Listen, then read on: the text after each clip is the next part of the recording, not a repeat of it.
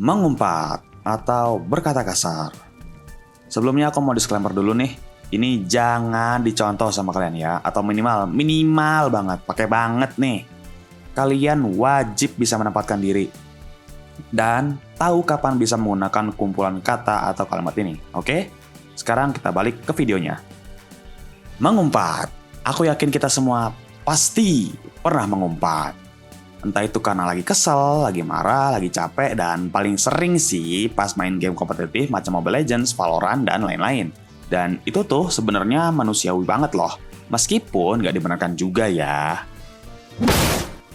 Menurut Stephens dan Umlan di tahun 2011 dalam jurnal Rasa Sakit, mengumpat itu meningkatkan toleransi rasa sakit dan detak jantung dibandingkan dengan tidak mengumpat. Tapi, semakin sering kita mengumpat, makin dikitlah manfaat toleransi rasa sakit yang kita dapat saat mengumpat. Selain itu, aku ada cerita lain nih.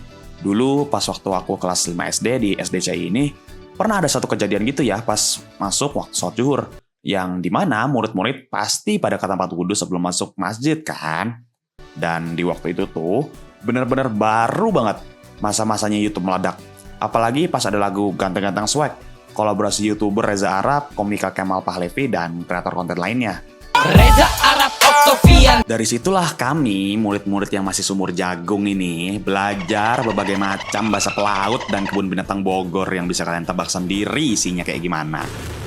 Balik lagi ke tempat wudhu tadi, pas aku masuk area wudhu dan buka keran air di sana, keran air ini kebetulan lagi mati nih. Dan aku dengan 1 juta IQ-nya spontan ngomong, "Anjir, airnya habis." 3 detik, nggak usah lama-lama, cuma sekitar 3 detik. Setelah umpatan itu keluar, punggungku langsung merinding. Mata tak bergeming, badan muter arah buat miring. Dan disitulah berdiri sosok menakutkan bertubuh tinggi yang ternyata wali kelasku. Kita sebut aja namanya Pak Brando. Aslinya namanya bukan Brando, tapi anggap aja begitu. Matanya beliau melotot. Nyaliku serasa ditantang dan digenjot. Badannya tinggi besar dan cukup berotot. Kita tatap-tatapan selama beberapa detik sebelum masuk mode aura farming. "Safwan, anak muda. Jadi, kamu telah memutuskan untuk mengucapkan mantra terkutuk itu."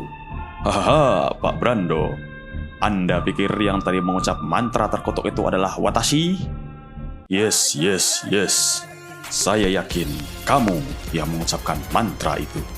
"Hohohoho, jelas Anda tidak mengetahui jurus rahasiaku." Apaan tuh? "Hah? Apaan?" "Kabur!" Jadi, setelah aku ketangkap basah dan disuruh istighfar sama beliau, aku berasa malu banget. Apalagi hubunganku sama Pak Brando ini sebenarnya dekat banget lah.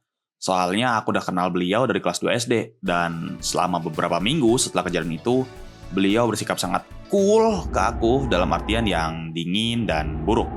Rasanya canggung banget lah kalau mau ngomong sama beliau. Dan sialnya nih ya, teman-teman sekelasku yang katanya solid abis ini, mereka di area wudhu itu malah nyalain aku karena ngomong begitu. Gila sih, gak habis thinking. Ternyata pertemanan kita hanya sebatas habis manis, pahitnya dimakan sendiri-sendiri. Emang parah mereka.